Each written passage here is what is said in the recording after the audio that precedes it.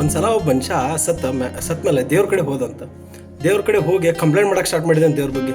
ಅಲ್ಲ ದೇವ್ರ, ನೀನು ಭೂಮಿ ಮೇಲೆ ಇದ್ದ ಮಂದಿಗೆ ಯಾಕೆ ಒಂದೊಂದ್ಸಲ ಅತಿವೃಷ್ಟಿ ಕೊಡ್ತಿ, ಒಂದೊಂದ್ಸಲ ಅನಾವೃಷ್ಟಿ ಕೊಡ್ತಿ, ಫುಲ್ ಒಂದೊಂದ್ಸಲ ಜೋರು ಮಳೆ ಅಂದ್ರೆ ಜೋರು ಮಳೆ ಮಾಡ್ಬಿಡ್ತೀವಿ, ಒಂದೊಂದ್ಸಲ ಫುಲ್ ಮಳಿನೇ ಎಲ್ಲ ಬರಗಾಲ ಮಾಡ್ಬಿಡ್ತಿ, ಯಾಕೆ ಇದರಿಂದ ನಮ್ಮ ರೈತರಿಗೆ ಭಾಳ ತ್ರಾಸ ಆಗತೈತಿ, ಎಲ್ಲರಿಗೂ ತೊಂದರೆ ಆಗತೈತಿ ಅಂತ ಬರೀ ಕಂಪ್ಲೇಂಟ್ ಮಾಡಕತ್ತಂತ.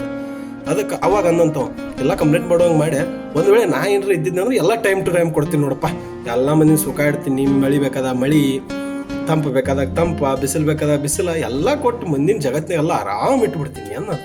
ದೇವ್ರ ನಕ್ಕಂತ ನಾ ಕೇಳಿದ, ಆಯ್ತು ತೋರಪ್ಪ ನಿನ್ನ ದೇವ್ರು ಮಾಡ್ತೀನಿ, ಏನು ಮಾಡ್ತಿ ಮಾಡು ಅನ್ನಂತ.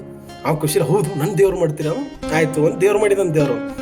ಅವೇನು ಮಾಡಿದ, ರೈತರೆಲ್ಲ ಬೆಳೆ ಬೆಳತ್ತಿರಂತ, ಅವ್ರಿಗೆ ಟೈಮ್ ಟು ಟೈಮ್ ನೀರು ಕೊಟ್ಟಂತ, ಮಳೆ ಬಂತಂತ, ಮತ್ತು ಯಾವಾಗ ಅದಕ್ಕೆ ಬಿಸಿಲು ಬೇಕು ಅವಾಗ ಬಿಸಿಲು ಕೊಟ್ಟಂತ, ಯಾವಾಗ ಅದಕ್ಕೆ ತಂಪು ಇರ್ಬೇಕು ತಂಪು ಕೊಟ್ಟಂತ, ಎಲ್ಲ ಕರೆಕ್ಟ್ ಮಾಡಿದಂತ.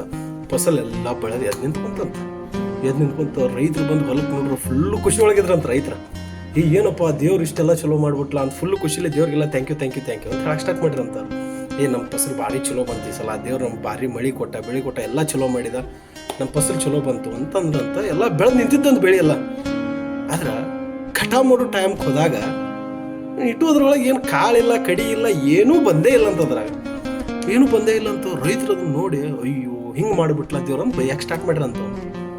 ಈಗ ಮನುಷ್ಯ ದೇವ್ರ ಕಡೆ ಹೋದ, ಅಲ್ಲ ನಾನು ದೇವ್ರು ಮಾಡಿ ಕುಂಡ್ರಿಸಿದಿ, ನಾನು ಮಳಿ ಬೇಕಂದ್ರೆ ಮಳಿ ಕೊಟ್ನಿ, ಬೆಳಿ ಬೇಕಂದ್ರೆ ಬೆಳಿ ಕೊಟ್ನಿ, ಎಲ್ಲ ಕೊಟ್ನಿ. ಆದ್ರೆ ಕಟಾವು ಟೈಮ್ದಾಗ ಅದ್ರೊಳಗೆ ಏನೂ ಧಾನ್ಯ ದವಸನ ಇಲ್ಲ, ಏನೂ ಫಸಲ ಇಲ್ಲಲ್ಲ, ಯಾಕೆ ಹಿಂಗೆ ಮಾಡಿದಿ ಅಂತ ಕೇಳಿ ದೇವ್ರು ನಕ್ಕೊಂತ ಹೇಳಿದಂತ. ಅಲ್ಲ ದಡ್ಡ, ನಾನು ಬೇಕಾದಾಗ ಯಾಕೆ ಯಾವುದೂ ಕೊಡೋದಿಲ್ಲ ಅಂದ್ರೆ, ಈಗ ಒಂದು ಸಸಿ, ಒಂದು ಬೆಳೆ, ಒಂದು ಮರ ಆಯ್ತಂದ್ರೆ ಅದು ಭೂಮಿ ಒಳಗೆ ಬೇರೆ ಗಟ್ಟಿಯಾಗಿ ಯಾವಾಗ ಬಿಡ್ತಂದ್ರೆ ಅದಕ್ಕೆ ಕೊರತೆ ಆದಾಗ, ಅದಕ್ಕೆ ನನ್ನ ಹತ್ರ ಏನೂ ಇಲ್ಲ. ಈಗ ಒಂದು ವೇಳೆ ಸಡನ್ಲಿ ಬಿರುಗಾಳಿ ಜೋರಾಗಿ ಬೀಸ್ತಂದ್ರೆ ಅವಾಗ ಹಿಡ್ಕೊಳಕ್ಕೆ ಟ್ರೈ ಮಾಡ್ತದೆ, ನಾ ಎಲ್ಲಿ ಜೀವ ಕಳ್ಕೊಂಡ್ಬಿಡ್ತಾನೆ, ನಾ ಎಲ್ಲಿ ಬಿಟ್ಟು ಹೋಗ್ಬಿಡ್ತಾನೋ ಅಂತೇಳಿ ಅವಾಗ ಬೇರೆ ಗಟ್ಟಿ ಮಾಡ್ಕೊತದ.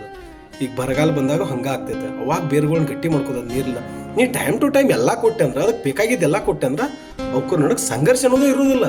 ನಾ ಇಲ್ಲಿ ಗಟ್ಟಿಯಾಗಿ ನಿಂತ್ಕೋಬೇಕು ಅನ್ನೋದೇ ಬರೋದಿಲ್ಲ ಅವ್ರಾಗ. ಎಲ್ಲ ಟೈಮ್ ಟು ಟೈಮ್ ಬರಾದ್ಬಿಡ, ಅದ್ರ ಪಾಡಿಗೆ ಆದಾಗ್ತದೆ ಅಂತೇಳಿ ಸುಮ್ಮ ಅದ್ರ ಪಾಡಿಗೆ ಬೆಳ್ಕೊಂತ ಹೋಗ್ತಾವ, ಏನೂ ಕಷ್ಟ ಬೀಳೋದಿಲ್ಲ ಅವು. ಆಮೇಲೆ ಫಸಲು ಬರೋಕೆ ಏನೂ ಮಾಡೋಕೆ ಅಲ್ಲಿ ಬೇರು ಬಿಡಾಕು ಸಾಧ್ಯ ಇಲ್ಲ, ಯಾಕಂದ್ರೆ ಎಲ್ಲ ಟೈಮ್ ಟು ಟೈಮ್ ಆಗ್ತಿರತ್ತಲ್ಲ, ಅದ್ರ ಸಂಬಂಧದಲ್ಲಿ ಏನೂ ಬೇರು ಬಿಡೋಕೆ ಸಾಧ್ಯ ಇಲ್ಲ. ಅದಕ್ಕೆ ನಾನು ಯಾವಾಗ ಏನು ಮಾಡ್ಬೇಕಂತ ಮಾಡ್ತಿರ್ತಾನೆ, ನೀನು ನಿನ್ನ ಕೈಯ ಜಗತ್ತು ಕೊಟ್ಟಿದ್ದಕ್ಕೆ ನೀ ಹಿಂಗೆ ಮಾಡಿ ಕೊಟ್ಟು, ಆದ್ರೆ ಒಣ್ಣಕ್ಕೆ ನಿಂಗೆ ಚಲೋನ ಅಂದ್ರೆ ಅವ್ರು. ಬಟ್ ಆಮೇಲೆ ಏನಾಯ್ತು, ಎಲ್ಲಿ ಅವ್ರ ಕಡೆ ಬಯಸ್ಕೊಂಡು. ಹಂಗೆ ನಮ್ಮ ಲೈಫ್ನಾಗೂ ನಾವು ಏನೋ ಒಂದು ಆಗದಿದ್ದ ದೇವ್ರನ್ನ ಭಾಳ ಬೈತಿರ್ತಾವೆ ನಾವು, ನಂಗೆ ಅದನ್ನು ಕೊಡುವಲ್ಲ, ಇದನ್ನು ಕೊಡುವಲ್ಲ, ಅದಾತು ಇದಾತು ಅಂತೇಳಿ. ದೇವ್ರು ಯಾಕೆ ಹಂಗೆ ಮಾಡ್ತಿರ್ತಾನಂದ್ರೆ, ನಮ್ಮದು ಒಂದು ಟೈಮ್ ಅನ್ನೋದು ಇರ್ತೈತೆ. ಆ ಟೈಮ್ ಬಂದಾಗ, ಕೆಟ್ಟ ಟೈಮ್ನಾಗ ದೇವರು ನಾವು ಗಟ್ಟಿಯಾಗಿ ನೆಲೆ ಊರ್ಬೇಕು, ನಮ್ಮ ಬೇರು ಬಿಡಬೇಕು ಅನ್ನೋ ಒಂದು ಕಾರಣಕ್ಕೆ ತ್ರಾಸು ಕೊಡ್ತಿರ್ತಾನೆ. ಅಂಥ ಟೈಮ್ದಾಗ ನಾವು ನೆಲೆ ಊರಿಲ್ಲ ಅಂದ್ರೆ ಜೀವನದಾಗ ಯಾವತ್ತೂ ನಾವೇನು ಸಾಧಿಸಕ್ಕೆ ಸಾಧ್ಯ ಇಲ್ಲ. ನನಗೆ ಕಷ್ಟ ಬರತ್ತಾವ ಅಂತೇಳಿ, ತ್ರಾಸ ಅದಾವ ಅಂತೇಳಿ ಎಷ್ಟೋ ಜನ ಆತ್ಮಹತ್ಯೆ ಮಾಡ್ಕೊಂಡು ನೋಡೇ ನಾವು. ಬಟ್ ಅದು ದೇವ್ರು ನೀವು ಹಂಗೆ ಮಾಡ್ಕೊಳ್ಳಿ ಅಂತೇಳಿ ಮಾಡೋದಲ್ಲದ, ನೀವು ಅಲ್ಲಿ ಗಟ್ಟಿಯಾಗಿ ನಿಲ್ಲಲಿ, ನಿಮ್ಮ ಆತ್ಮಸಾಕ್ಷಿ ಗಟ್ಟಿಯಾಗಿರಲಿ, ನಿಮ್ಮ ಮನೋಧೈರ್ಯ ಗಟ್ಟಿಯಾಗಿರಲಿ ಅಂತ ಆ ಪರೀಕ್ಷೆಗೆ ಕೊಡ್ತಾರೆ. ಅಂಥ ಟೈಮ್ದಾಗ ನೀವು ಯಾವಾಗ ನಿಮ್ಮ ಮನೋಧೈರ್ಯ ಕಳ್ಕೊಂಡು ನೀವು ಯಾವಾಗ ಆತ್ಮಹತ್ಯೆ ಇಂಥದೆಲ್ಲ ಮಾಡ್ಕೋತಿರಲ್ಲ, ಅವತ್ತಿಗೆ ನಿಮ್ದು ಇಲ್ಲಿ ಏನೈತಲ್ಲ ನಿಮ್ಮ ಅಸ್ತಿತ್ವ ಅಲ್ಲಿಗೆ ಮುಗ್ದಂಗೆ ಆಗ್ತೈತೆ. ಸೊ ಅದ್ರ ಸಂಬಂಧ ದೇವ್ರು ಏನು ಕೊಡ್ತಿರ್ತಾನೆ ಅದು ಎಕ್ಸೆಪ್ಟ್ ಮಾಡ್ಕೊರಿ. ಆ ಎಕ್ಸೆಪ್ಟೇಷನಿಂದ ಸ್ಟ್ರಾಂಗ್ ಆಗ್ತೀರಿ. ಯಾವುದು ಅವ್ನು ಮಾಡೋದು ಯಾವತ್ತೂ ತಪ್ಪಲ್ಲ, ಯಾವಾಗೂ ಕರೆಕ್ಟಾಗಿ ಮಾಡ್ತಿರ್ತಾನೆ. ಸೊ ಅದಕ್ಕೆ ಯಾವುದು ಟೈಮ್ ಸಿಕ್ಕಾಗ ಲೈಫ್ ಈಸಿ ಆಗಿದ್ರೆ ಅದ್ರ ಮಹತ್ವ ಗೊತ್ತಾಗೋದಿಲ್ಲ.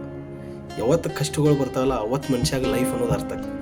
ಸೊ ಅದ್ರ ಸಂಬಂಧ ವಿಚಾರ ಮಾಡಿರಿ, ಆಗೋದಿಲ್ಲ ಒಳ್ಳೆಯದಕ್ಕೆ ಅವನ ಮೇಲೆ ನಂಬಿಕೆ ಇಡ್ರಿ. ಜೈ ಶ್ರೀರಾಮ್, ಜೈ ಶ್ರೀಕೃಷ್ಣ. Thank you.